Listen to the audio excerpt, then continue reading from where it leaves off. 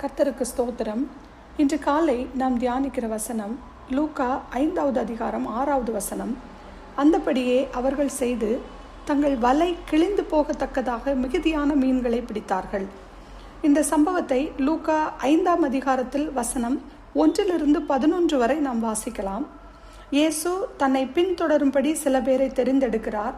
அதில் இந்த அதிகாரத்தில் முதல் சீஷர்களை அழைத்ததாக லூக்கா ரொம்ப பியூட்டிஃபுல்லாக எழுதுகிறார். இதில் ஏனென்றால் மார்க்கு மற்றும் மத்தேயு எழுதும்போது கலிலேயா கடலோரமாக இயேசு நடந்து சென்று சீமோன், அந்திரேயா, யாக்கோபு மற்றும் யோவானை திடீரென தம்மை பின்பற்ற அழைத்ததாக கூறப்படுகிறது. மத்தேயு 4:18 22வது வசனம் வரையும், மார்க் 1 வசனங்கள் 16 20வது வசனம் வரை நாம் வாசிக்கலாம். இதே சேம் ஒத்த ஒரு சம்பவத்தை நாம் அங்கே வாசிக்கலாம். ஆனால் அழைப்புக்கு முன்னதாக ஒரு அற்புதமான மீன்களை பிடித்தார்கள் என்ற கதையை லூக்கா மட்டுமே எழுதுகிறார். லூக்காவின் நற்செய்தியில் சீமோன் இயேசுவை சந்திப்பது இது முதல் முறை அல்ல. இயேசு கப்பர்நகூமில் உள்ள சீமோனின் வீட்டிற்கு சென்று தனது மாமியாரை குணப்படுத்தியுள்ளார் என்று லூக்கா 4:38-39வது வசனத்தில் நம்ம அந்த அற்புதத்தை ஆல்ரெடி நம்ம தியானித்தோம். ஒரு தடவை மெடிடேஷனில் கூட நம்ம லாஸ்ட் நம்ம மந்த் நம்ம தியானித்தோம். அப்போ இங்கே லூக்கா 5ஆம் அதிகாரத்தில் சீமோனுடைய படகை மிதக்கும் அந்த ஒரு பிரசங்க மேடையாக இயேசு கிறிஸ்து பயன்படுத்துகிறதை பார்க்கிறோம். ஜனங்களுக்கு போதகம் பண்ணுகிறதை நாம் அந்த இடத்துல பார்க்க முடிகிறது. வசனம் 2 வாசிக்கும் போது, அப்பொழுது கெனசரேத்து கடற்கரையிலே நின்ற 2 படகுகளை இயேசு காண்கிறார். மீன் பிடிக்கிறவர்கள் அவைகளை விட்டிறங்கி வலைகளை அலசி கொண்டிருக்கிறார்கள். வெளியில் இருந்து பார்ப்பவர்களுக்கு இது எப்படி தோன்றும்? இந்த சம்பவம் மீன் பிடித்து விட்டு அவங்க கரையேறிட்டாங்க அப்படின்னு தான் நமக்கு தோணும். ஏன்னா யாராவது அவங்க கிட்ட பேசினாலோ அவங்களுக்கு என்ன சூழ்நிலைன்னு விசாரிச்சாதான் இது தெரியும், அவங்க ஒண்ணுமே இல்லாம வந்திருக்காங்க அப்படின்னு. ஆனா இயேசுவோ படகில் ஏறி போதகம் பண்ணும் முன்பே அவர் தன் இருதயத்தில் அவங்களுடைய காரியங்களை அறிந்தபடியினால் தான் போதகம் பண்ணி முடித்ததும் சீமோனை நோக்கி ஆழத்திலே தள்ளி கொண்டு போ அப்படின்னு சொல்றாரு. மீன் பிடிக்கும்படி உங்க வலைகளை போடுங்கள் என்றவுடன் வசனம் 5ல் சீமோன் அவர் சொல்றாரு, இயேசுவை நோக்கி கூறுகிறார், ஐயரே, ராம் முழுவதும் நாங்கள் பிரயாசப்பட்டும் ஒன்றும் அகப்படவில்லை, ஆகிலும் உம்முடைய வார்த்தையின்படியே வலையை போடுகிறேன் என்றார். அப்ப ஏன் சீமோன் பேதுரு இந்த வார்த்தையை அந்த நேரத்தில் சொன்னார் என்றால், இரவு முழுவதும் மீன் பிடிக்க ட்ரை பண்ணிட்டு தான் இருந்தாங்க. அதான் அங்கே அப்படிதான் கொடுக்கப்பட்டிருக்கிறது. அந்த வசனத்தை நம்ம வாசிக்கும் போது அதிகாலையில் இவர்கள் வலைகளை அலசி கொண்டிருந்தார்கள் என்று வாசித்தோம். அப்ப பெரும்பாலும் இவர்கள் சோர்வடைந்து இனி சிறிது தூங்கலாம் என்ற உணர்வு தான் அவங்களுக்கு இருந்திருக்கும். டயர்டா இருந்திருப்பாங்க அவங்க. எனவே இயேசு சீமோனிடம் படகில் ஏறி கரையிலிருந்து ஆழத்திற்கு தள்ளி கொண்டு போ என்று சொன்ன போது அது ஒரு சுமையாக தான் பேதுருவுக்கு தோண்டி இருக்க வேண்டும் சீமோனுக்கு. இருப்பினும் சீமோன் இயேசு சொன்னதை செய்தார். அதைத்தான் லூக்கா 5:1வது வசனத்திலிருந்து 3வது வசனம் வரை நாம் வாசிக்கலாம். ஏன்னா சீமோன் மனதிற்குள் என்ன நினைத்திருக்க கூடும்? ஐயோ, இது ஒரு பயனில்லாத ஒரு முயற்சி தான். ஏன்னா அவர் ஒரு ப்ரொஃபஷனல் ஃபிஷர்மேன். அதுதான் அவர் சொல்கிறார், ஐயரே, ராம் முழுவதும் நாங்கள் பிரயாசப்பட்டும் ஒன்றும் அகப்படவில்லை என்று பதிலளிக்கும் போது அவரது குரலில் உள்ளுக்குள் ஒரு எரிச்சல் இருந்திருக்கலாம். ஆனால் வசனம் 5இன் பின்பகுதியில் பார்க்கும் போது, ஆகிலும் உம்முடைய வார்த்தையின்படியே வலையை போடுகிறேன் என்ற இந்த லைன் எனக்கு ரொம்ப பிடிச்சது வாசிக்கும் போது. ஆகிலும் உம்முடைய வார்த்தையின்படியே வலையை போடுகிறேன் என்ற அந்த வசனங்களை தியானியுங்கள். இந்த லைன், இந்த மாதிரி சின்ன சின்ன கான்டாக்ட்ஸ் நமக்குள்ள கர்த்தர் பேசும்போது அதை குறித்து நீங்க தியானியுங்கள். கர்த்தர் உங்களோடு வேறு விதமாக இடைப்படுவாராக. அடுத்து என்ன நடந்தது என்று உங்களுக்கே தெரியும்.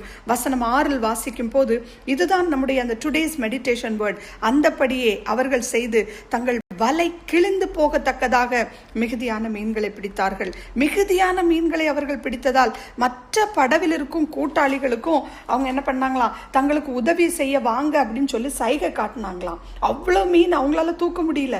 அவங்களும் இவங்களுக்கும் ஹெல்ப் பண்ணி 2 படவுகளும் அமிழத்தக்கதாக நிரப்பினார்கள் என்று வாசிக்கிறோம். இப்ப சீமோனுக்கும் அவனோடு கூட இருந்த யாவரும் இதை பார்த்த உடனே பிரமித்துட்டாங்க அப்படின்னு இருக்கு. 2 தடவை அந்த இடத்துல பிரமித்தார்கள் என்ற வார்த்தை இதே இந்த வசனங்கள்ல வாசிக்கும் போது 2 தடவை நாம் பார்க்கிறோம். அப்ப இந்த அற்புதத்தில் 3 விதமாக பேதுரு கர்த்தருக்கு கீழ்ப்படிந்ததை பார்க்கிறோம். 1, வலைகளை போடுங்கள் என்றார். அவங்க வலைகளை அவர் அப்படி சொன்னாலும் கூட ஆகிலும் உம்முடைய வார்த்தையின்படியே வலையை போடுகிறேன் அப்படின்னு சொல்லி 2வது சொல்றாரு. 3வது பார்த்தீங்கன்னா சீமோன் பேதுரு இந்த மிகுதியான மீன்களை கண்டு பிரமித்து இயேசுவின் பாதத்தில் விழுந்து, ஆண்டவரே, நான் பாவியான மனுஷன், நீர் என்னை விட்டு போக வேண்டும் என்றான். அப்போ அந்த முதல் 2 பாயிண்ட்லும் பாருங்க, கீழ்ப்படிந்து உடனே செய்கிறான். 3வது பாயிண்ட்ல இயேசுவின் பாதத்தில் விழுந்து, நான் பாவியான மனுஷன்தாப்பா, எனக்கு ஒன்றும் தெரியாது, நீங்க என்னை விட்டு போயிருங்க, நான் அதுக்கு தகுதியே இல்லை அப்படின்னு கெஞ்சுகிறதை பார்க்க முடிகிறது. அப்ப இங்கே தன் பாவ தன்மையையும் தகுதியற்ற தன்மையையும் உடனடியாக உணர்கிறதை பார்க்க முடிகிறது. 10வது வசனத்துல இயேசு சீமோனை நோக்கி, பயப்படாதே, இது முதல் நீ மனுஷரை பிடிக்கிறவனா இருப்பான். அப்படின்னா பிடித்தல் அப்படின்னா அந்த கிரேக்க வார்த்தை பார்க்கும்போது ஜோகரான் அப்படின்னு சொல்றாங்க. அதுனா உயிருடன் பிடிப்பது என்று பொருள். ஸோ சீமோன் பேதுருவின் நியூ மிஷன், அதாவது மனிதர்களை பிடிக்கிறவர்கள் ஆக்குவேன் என்று ஒரு நியூ மிஷனை அந்த மீன் பிடித்தல் உருவகத்தை அங்கே பயன்படுத்தி இயேசு கிறிஸ்து கூறுகிறதை பார்க்கலாம். இதுபோல் நாமும் அவர் பாதத்தில் விழுந்து, ஆண்டவரே, நான் பாவியான மனுஷன், பாவியாக என்மேல் அந்த ஆயக்காரன் எப்படி தன்னுடைய நெஞ்சில மார்பிளை அடிச்சுட்டு சொன்னா, பாவியாக என்மேல் கிருபையாயிரும் என்று கெஞ்சும் போது அவர் இறங்குவார். கர்த்தர் நம்மோடு இடைப்படுவாராக. நாம் இப்படியாக அவருடைய பாதத்தில் விழும்போது அவர் பல காரியங்களை, அற்புதங்களை, நமக்கு எட்டாத அதிசயங்களை அவர் செய்ய வல்லவராய் இருக்கிறார். முற்றிலும் அறிந்த முப்பரனே, என் முன்னே சென்று நடத்திடுமே, எதிரின் படையும் கவிழ்ந்திடுமே, உம் வார்த்தையின் வல்லமை எழுந்திடுமே, எதிரியின் படையும் கவிழ்ந்திடுமே, உம் வார்த்தையின் வல்லமை எழுந்திடுமே, நீர் வாழ்கவே, நீர் வாழ்கவே, நீர் வாழ்கவே, இயேசுவே, நான் நம்பும் நம்பிக்கை என்றும் நீரே, நான் நம்பும் நம்பிக்கை என்றும் நீரே, நன்மை வந்தாலும் உமை நம்புவேன், வராமல் போனாலும் உமை நம்புவேன், நன்மை வந்தாலும் உமை நம்புவேன், வராமல் போனாலும் உமை நம்புவேன், நீர் வாழ்கவே,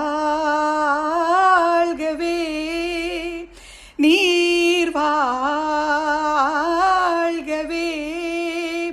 நீர் வாழ்கவே,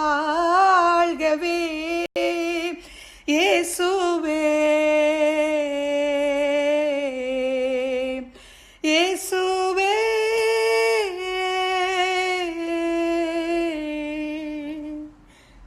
நாம் ஜெபிப்போம். லவ்விங் கிரேஷியஸ் ஹெவன்லி ஃபாதர், நன்மை வந்தாலும் வராமல் போனாலும் நான் நம்பும் நம்பிக்கை உம்மேல உறுதியான அஸ்திபாரமாக இருக்கும்படி எங்கள் விசுவாசத்தை பலப்படுத்துங்க ராஜா. இந்த வருஷம் தொடங்குகிற நாட்கள்ல இருந்து கிருபையை குறித்து பார்த்தோம், உம்முடைய அற்புதங்களை குறித்து பார்த்து கொண்டிருக்கிறோம் அப்பா. நீங்க எப்படிப்பட்டவர் என்பதை அப்பா நாங்கள் ருசித்து கொண்டிருக்கிறோம். ஒவ்வொரு நாளும் வேத வசனங்கள் மூலமாக எங்களோடு இடைப்பட்டு கொண்டிருக்கிறீங்க ராஜா. பேதுரு தன்னை தாழ்த்தி கீழ்ப்படிந்து, எவ்வளவுதான் தன் தொழில ப்ரொஃபஷனல் அவர் இருந்தாலும், பாவியான மனுஷன் என்று உம் பாதத்தில் விழுந்து இனி வேறு வழியில்லை என்று அப்பா சரணாகதி அடைந்த போது ஒரு புது நியூ மிஷனை கொடுத்தீங்கள் அப்பா. என் பின்னே வாருங்கள், உங்களை மனுஷரை பிடிக்கிறவர்கள் ஆக்குவேன் என்று அப்பா சொன்னது போல பேதுருவின் நிழல் பட்ட பொழுது மக்கள் எல்லாம் அப்பா, எத்தனையோ மக்கள் பேதுருவின் உருமால்கள் கச்சைகளை தொட்ட பொழுது சுஸ்தம் அடைந்தாங்களே, சுகம் அடைந்தாங்களே. பேதுருவின் முதல் பிரசங்கத்திலே 3000 பேர் இருதயம் குத்தப்பட்டவர்களாய் உம்மை ஏற்றுக்கொண்டாங்களே, அது போல ஒரு வைராக்கியத்தை எங்களுக்குள்ள தாங்கப்பா. எல்லாவற்றையும் விட்டு உமக்கு பின் சென்று எங்களுடைய சிலுவையை சுமந்து கொண்டு அப்பா உம் பின்னே வெறுத்து அப்பா உம் பின்னே வருவதற்கு வேண்டிய அந்த கிருபையை நீங்க தாங்க. அதே பிரமிப்பை, அதே கீழ்ப்படிதலை எங்களுக்கு நீங்க தாங்க ராஜா. ஒவ்வொரு நாளும் உம்முடைய பாதத்தில் அமர்ந்திருந்து உம்முடைய மெல்லிய சத்தம் கேட்டு நீங்க எங்களுக்கு என்ன சொல்றீங்களோ அதன்படி நடக்க அப்பா நீங்க கிருபை தாங்க. அடம் பிடித்து விலகினால் கூட கருணையோடு மன்னித்து எங்களை ஏற்றுக்கொள்ளுங்க ராஜா. தாழ்த்தி எங்களை உம்முடைய பாதத்தில் ஒப்பு கொடுத்து ஜெபிக்கிறேன். இந்த நாள் முழுவதும் உம்முடைய வசனம் அப்பா, உம்முடைய அதிகாரமாக உள்ள அப்பா அந்த தெளிவான வசனங்கள் அப்பா இருபுறமும் கருக்குள்ள அந்த பட்டயம் எங்களுடைய இருதயங்கள்ல பேசட்டும் என்று துதிக்கிறோம் அப்பா. எங்கள்ல என்னென்ன காரியங்கள் செய்ய மாற்ற வேண்டும், என்னென்ன காரியங்கள்ல நாங்க உமக்காக ஓட வேண்டும் என்பதை நீங்க எங்களுக்கு கற்றுத்தாங்க, ஞானத்தை தாங்க. நாள் முழுவதும் பிரசன்னக்கர மாறாத நித்திய கிருபை எங்க கூட இருந்து எங்களை வழி நடத்தட்டும். துதி கனம் மகிமை அனைத்தும் உமக்கே செலுத்தி இயேசு கிறிஸ்துவின் இனிதான நாமத்தில் துதிக்கிறேன் எங்கள் ஜீவனுள்ள நல்ல பரமபிதாவே, ஆமேன்.